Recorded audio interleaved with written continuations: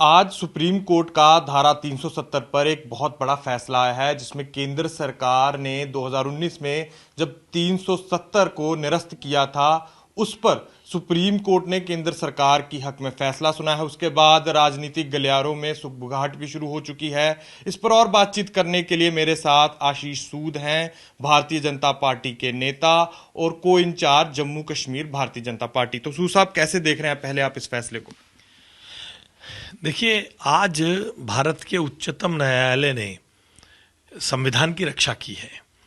बार बार देश की जनता को जिस प्रकार से बरगलाने की एक विक्टिम कार्ड के जरिए कि हमारे साथ गलत हुआ, ये गैर संवैधानिक है, और ये बात को विदेशों में भी ले जाने का जो प्रयास किया जा रहा था, आज मैं बहुत हाथ जोड़ के, बहुत विनम्रता के साथ सुप्रीम कोर्ट के इस निर्णय का स्वागत करता हूं।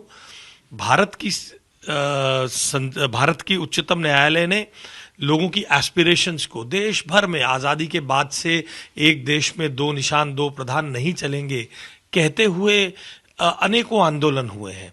आज उस विक्टिम कार्ड को कि ये गैर संवैधानिक है, सुप्रीम कोर्ट ने समाप्त किया है।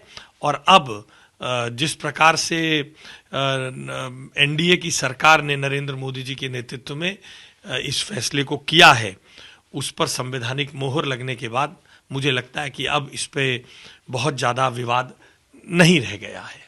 सर, सुप्रीम कोर्ट की तरफ से ये भी कहा गया है कि सितंबर 2024 तक जे.एंड.के में जो स्टेटहुड है वो वापस लाई जाए और साथ के साथ उसके चुनाव भी करवाए जाएं। उस पर आप क्या कहेंगे? देखिए, कुछ लोगों को राजनीति करने के लिए बहुत सारे, जब जमीन पे कोई लोग नहीं मिलते तो बहुत सारे काम करते, इसलिए वे लोग कोर्ट भी गए, सबका राइट है। प्रधानमंत्री जी लाल किले की प्राचीर से कह चुके हैं, गृह मंत्री जी संसद में कह चुके हैं, प्रधानमंत्री जी संसद के पटल पर जिम्मेदारी से कह चुके हैं कि वहां चुनाव होंगे और स्टेटहुड रिस्टोर होगा। फिर भी लोगों को विश्वास नहीं था। अब चलिए, सुप्रीम कोर्ट की बात पे उन्हें मानना चाहिए और आगे जिस प्रकार से संवैधानिक तरीके से ये चीज होगी उस पर भरोसा रखना चाहिए। तो कितनी तैयार है सर बीजेपी इस समय वहां चुनावों के लिए?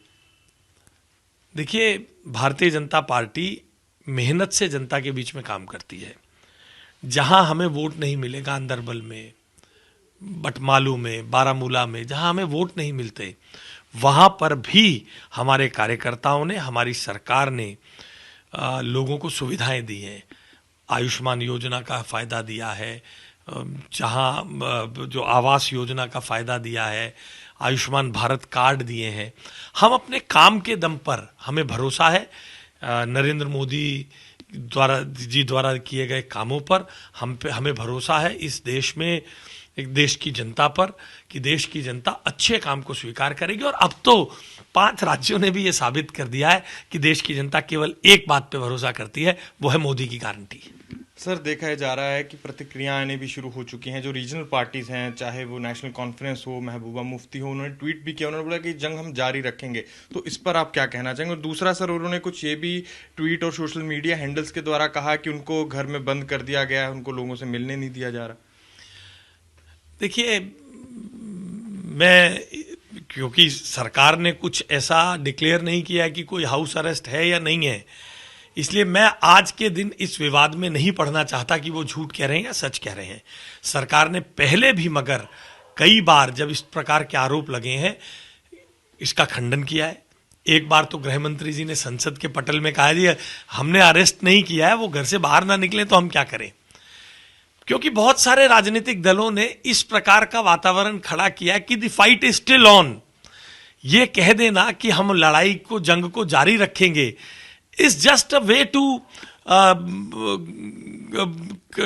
give a call to their workers that the fight is still on, अब हमारे साथ लगे रहो। जब भारत के उच्चतम न्यायालय ने ये फैसला सुना दिया, ये बिल्कुल संविधान सम्मत हुआ है, तो मुझे लगता है कि जो लोग भी ऐसा बयान दे रहे हैं, वो लोग वहां के गरीब, जिसको धारा 370 हटने के बाद सुविधाओं का लाभ मिल रहा है, स्कीम्स का लाभ मिल रहा है, उसके साथ ज्यादती करने की बात करते हैं अपनी राजनीति के लिए। उन वाल्मीकि भाइयों के लिए, उन गोरखा भाइयों के लिए, उनके साथ राजनीति करने की बात करते हैं।